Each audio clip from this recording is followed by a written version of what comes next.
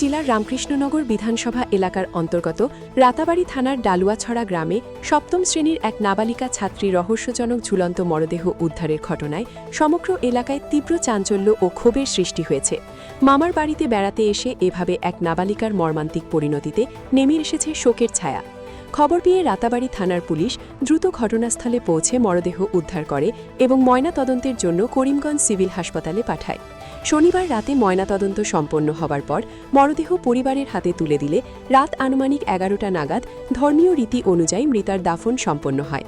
ঘটনাকে ঘিরে প্রথম থেকেই এলাকায় নানা জল্পনা কল্পনা চললেও রবিবার মৃতার পরিবারের পক্ষ থেকে থানায় ধর্ষণ ও হত্যার লিখিত অভিযোগ দায়ের করায় বিষয়টি চরম মোড় নিয়েছে।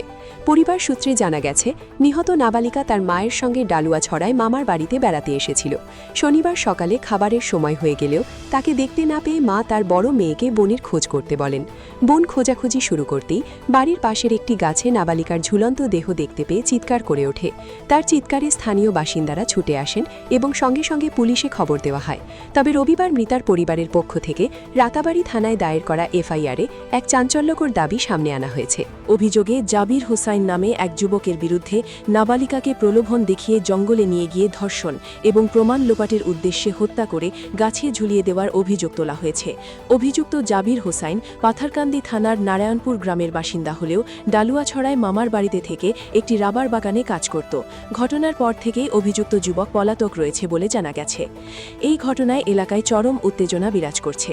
মৃতার পরিবারের পক্ষ থেকে ঘটনার সুষ্ঠু ও নিরপেক্ষ তদন্তের পাশাপাশি অভিযুক্তকে অবিলম্বে গ্রেফতার করে দৃষ্টান্তমূলক শাস্তির দাবি জানিয়ে পুলিশ প্রশাসন ও স্থানীয় বিধায়কের দৃষ্টি আকর্ষণ করা হয়েছে। অন্যদিকে রাতাবাড়ি থানার পুলিশ জানিয়েছে যে পরিবারের লিখিত অভিযোগের ভিত্তিতে ঘটনার পুঙ্খানুপুঙ্খ তদন্ত শুরু হয়েছে। তবে তদন্তের অগ্রগতি এবং ময়নাতদন্তের পূর্ণাঙ্গ রিপোর্ট না আসা পর্যন্ত মৃত্যুর প্রকৃত কারণ নিয়ে নিশ্চিত করে কিছু বলা সম্ভব নয় বলে প্রশাসনের তরফে জানানো হয়েছে। একই সাথে পলাতক অভিযুক্তের সন্ধানে পুলিশ তল্লাশি অভিযান জোরদার করেছে। আমার 13 বছরের মেয়ে ক্লাস 7-এ পড়ে।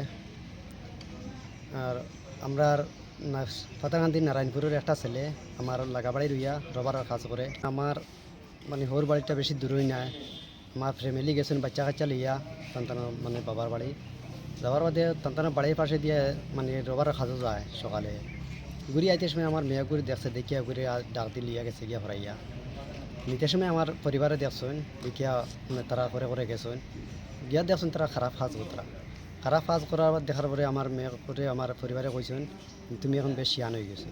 হইতে আমার মেয়ে দৌড়িয়া গেছে গিয়া পায় আর ছেলেগু তার বা আমার পরিবারের বা গুরু করে চাইছে ফিরিয়া যাওয়ার বাদে আমার পরিবারে কইছেন তুই তো যাইতে আমার বাবার বাড়ি বা কামও যাইতে তো আমি আমার বাবার বাড়ি আবার যাই আর কি আমি কইমু গিয়া ওখানেও হওয়ার বাদে তার গেছে গিয়া আমার পরিবার গেছেন গিয়া আবার আমার ওর বাড়ি যাওয়ার পরে কতদিন পরে ভাত খাওয়ার সময় হয়েছে আমার মেরে ডাকিছেন।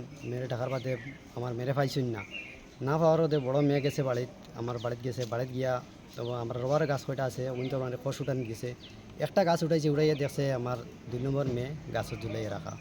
তখন আমার যেন অতটুকু যেন সন্দেহ যে ও মানুষে মারিয়া গাছত ঝুলাই রাখছে।